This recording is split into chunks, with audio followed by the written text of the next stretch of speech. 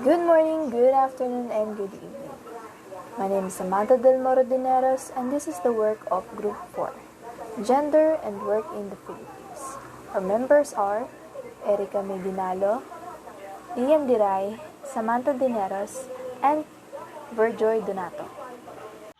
Gender inequality can occur at any time and any place. Pero mas maraming nakakaranas ito sa trabaho. Hello, my name is Lian Diray and I am going to discuss about the gender inequality. Gender inequality is a discrimination on the basis of sex or gender causing one sex or gender to be routinely privileged or prioritized over another. So what are the causes of gender inequality? One of the causes of gender inequality is that women lack awareness about their rights and their ability to achieve equality.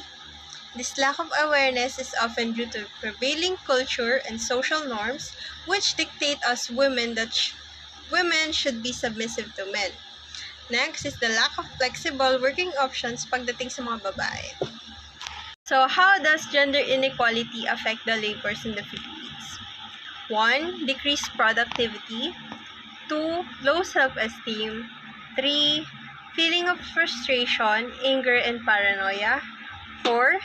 Feeling unsafe or fearful. 5. Isolation from the co-workers. Nowadays, we have to find work for our family so that they can have a better future. But most women find it difficult to work because of the barriers in their workplace that we will discuss. First, one of the barriers in women's workplaces is skills. Why? Dahil iilan sa mga kumpanya kalimitan hindi tinatanggap ang babae because wala silang gaanong alam or experiences. Iniisip din nila na hindi malawak ang karanasan ng isang babae compared sa lalaki. Kumbaga, may diskriminasyon na palang nagaganap sa workplace. Pangalawa, lack of flexibility.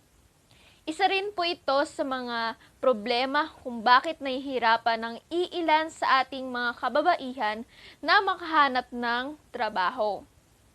Balancing work and family is one of their biggest challenges na maaaring makaapekto o malimitahan para sa kanila na mag-seek pa ng leadership roles o makapagtrabaho ng maayos. Ibang working moms or breadwinners ay nagtatrabaho sa umaga, then family naman sa gabi.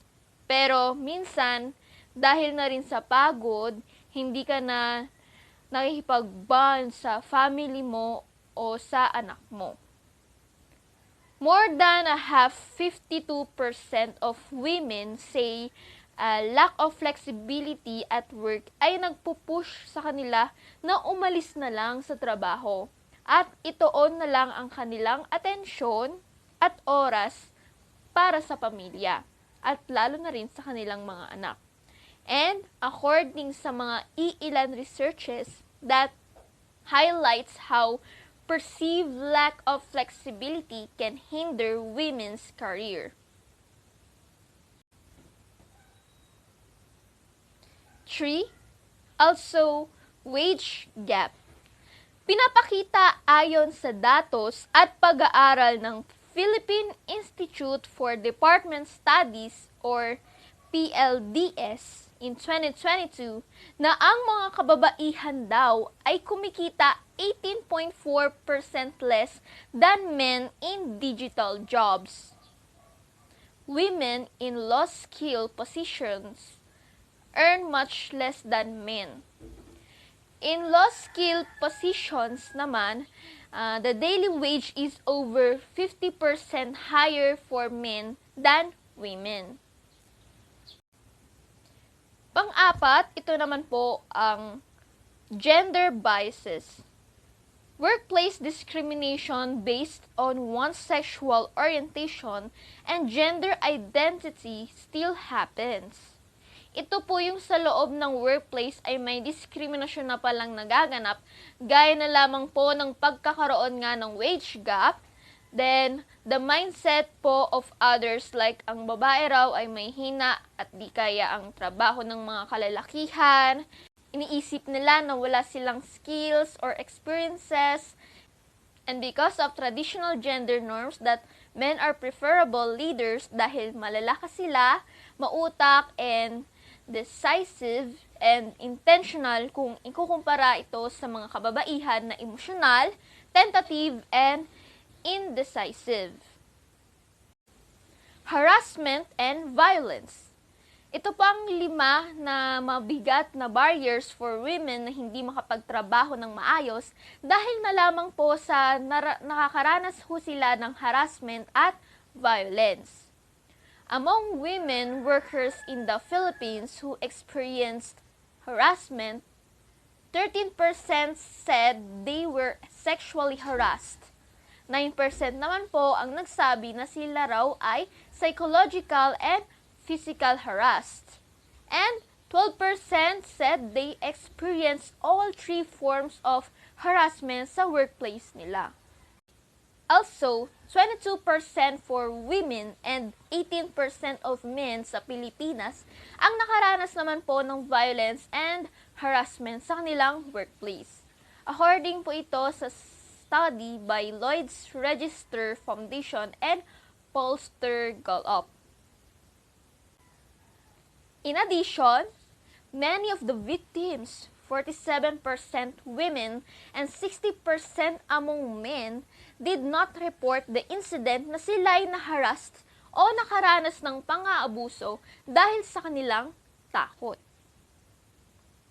And also, according to the World Risk Poll 2021, more than a half of men who experienced violence and harassment suffered psychological harassment, habang ang 47% naman po na iilan sa mga kababaihan ay nag-respond na sila raw po ay naka-experience ng 3 or more times na pang-aabuso o violence sa kanilang workplace.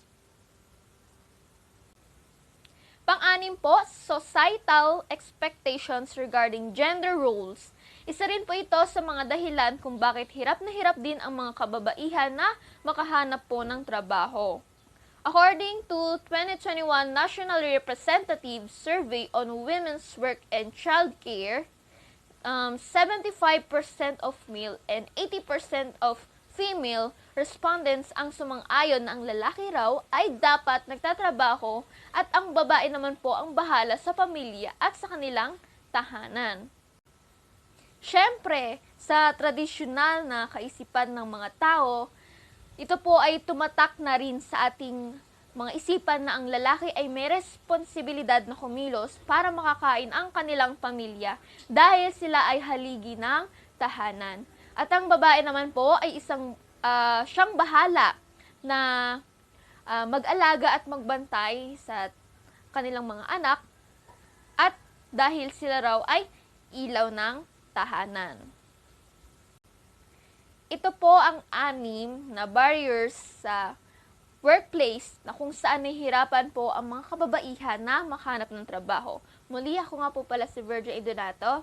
And now, let's proceed to the next topic and next reporter, Miss Samantha Dineros. Gender equality in the Philippines. Who is Maria Leyesa?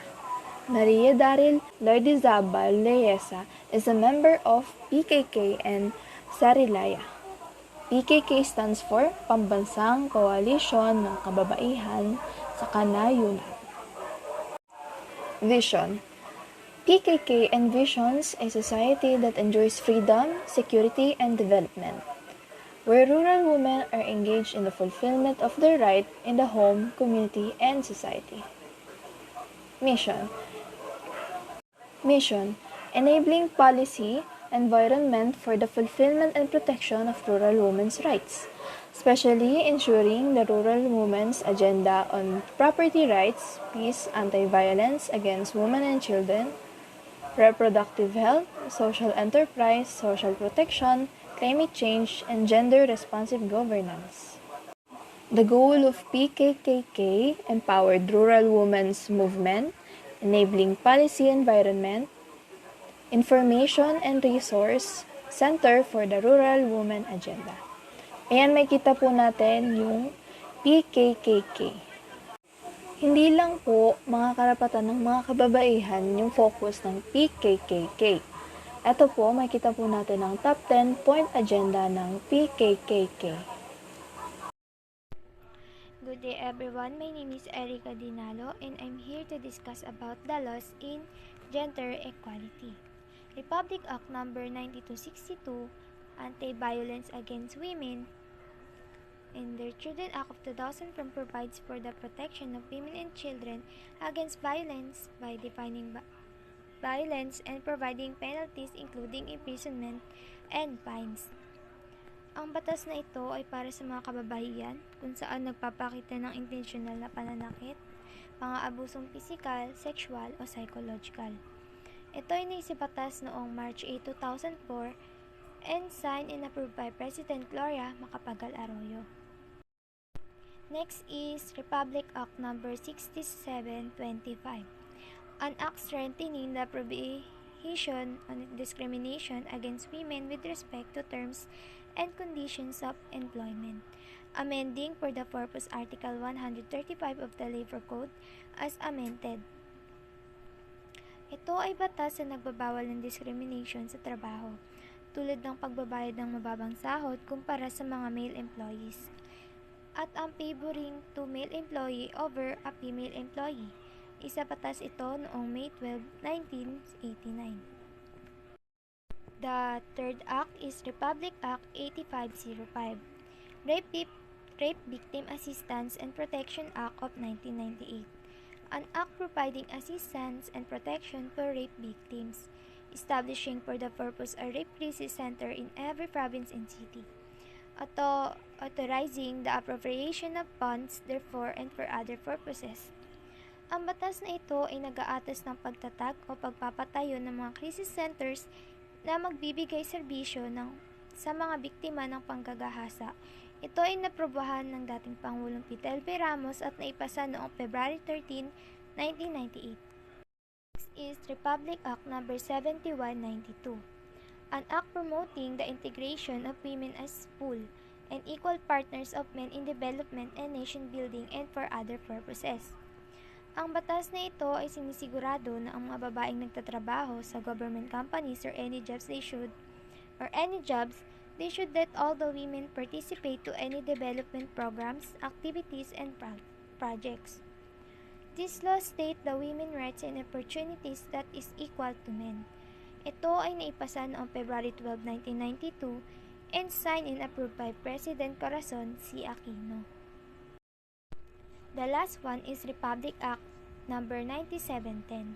The Magna Carta of Women is comprehensive women's human rights law that seeks to eliminate discrimination against women by recognizing, protecting, fulfilling, and promoting the rights of Filipino women, especially those in marginalized sector.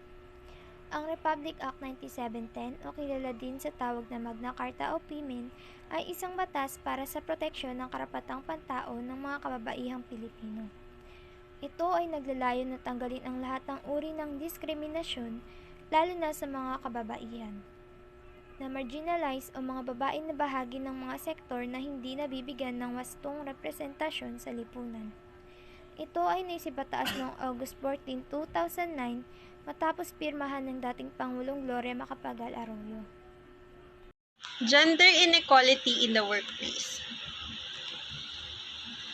Gender inequality in the workplace might include hiring or training only one gender for a particular role.